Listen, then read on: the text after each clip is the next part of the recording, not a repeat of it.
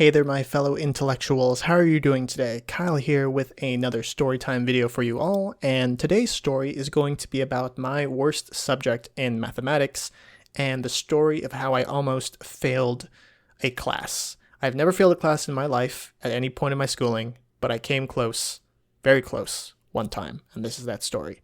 So, the first part is my worst subject in mathematics. To this day, my worst subject in math, I used to think it was probability and statistics. I've even talked about this in a previous video when it came to my worst physics subject. But upon further reflection, the subject in math that has given me the most trouble, by far, has been geometry. And you might be surprised by that, but I'm not a very visual learner whatsoever. Like, I cannot for the life of me just close my eyes and visualize properties about cubes or spheres, and other geometric objects. I can't do it. I can't just close my eyes and rotate something in my head and see like, yes, obviously that happens or whatever. I think that's probably why vector calculus was really hard for me, because the visual aspect of it was I guess overwhelming in some regard. But I am definitely more of the person who is more equation based. I like solving equations. I like differential equations.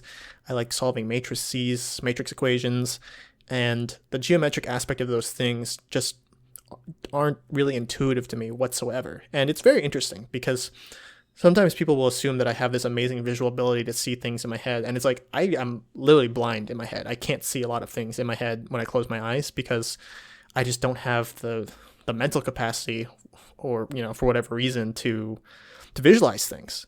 And it's kind of surprising how decent I can still be at physics and math without that skill. And I think there are other scientists and people out there who are more equation based as opposed to being visually gifted.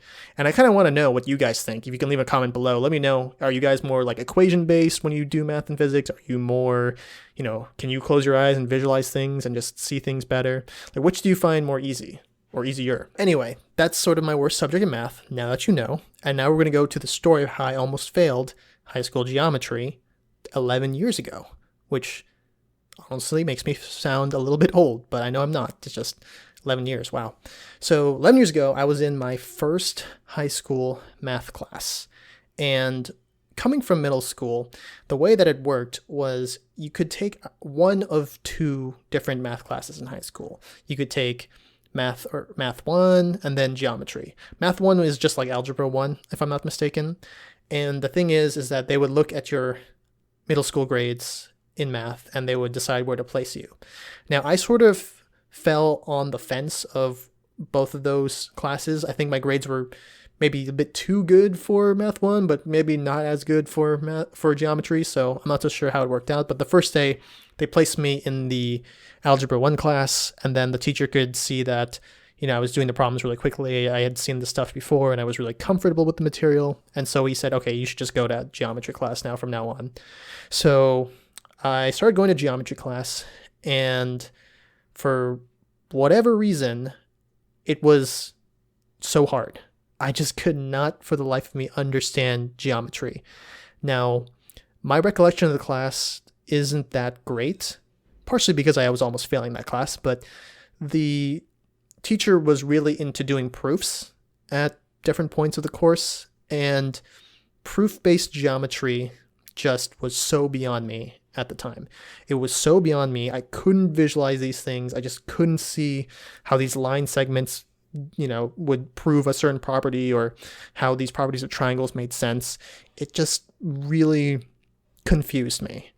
And it really was the first time ever in my schooling that I had felt so lost and confused, because this was also the first time where my parents really couldn't help me with my schooling, because in the past, my parents, who are college educated folks, would be able to just help me whenever I got stuck on something. They could point me in the right direction. I could be like, hey, I don't really understand how to do this thing. Could you help me? And then they could sit down and work through a problem with me. Now they couldn't do that. So the proof-based geometry was not something they had remembered from their schooling so many years ago that they could help me. And it was really the first time that had really happened to me, and the first time where I had to sort of be on my own and learn the material on my own. And at one point in the course, it wasn't on a report card, but it was on a progress report. Now, a progress report is sort of like the halfway point of the course, or a report you get at the halfway point of the term, and it tells you your current grade in the course. And at that point in the course, my grade in geometry was a D, an A, B, C, D. That is the lowest grade I have ever gotten in a course. And it was so heart-wrenching. It was so devastating for me at the time to get a D, to see a D on some grade of mine in any capacity. And honestly, I wish I could tell you in better detail how I ended up succeeding in that course, but I struggle to remember because I ended up finishing with a B or a B minus in geometry that year, which obviously means I must have gotten decent grades on the assignments after that.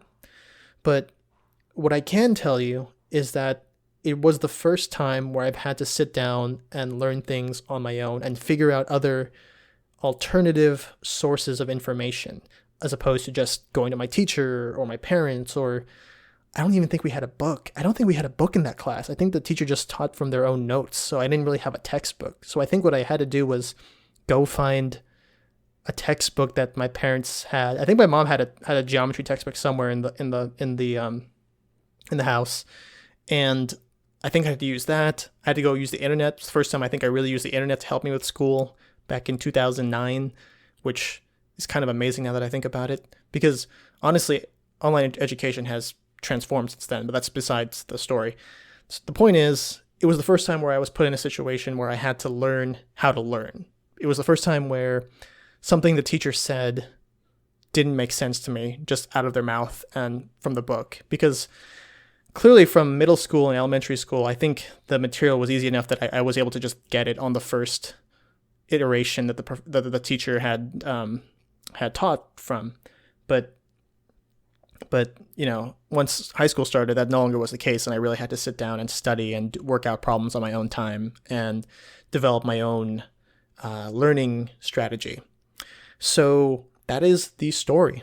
That is how I somehow got out of that mess with a B minus. I'm really happy about that. I didn't fail that course, but I think it's a lesson that at a certain point, you're going to have to take your own education into your own hands, and that you're the one who is responsible for how you learn, right? You know, you can always point to maybe you don't have the best textbook or the best teacher, but at the end of the day, you're the one who should be in charge of your education and the knowledge you possess.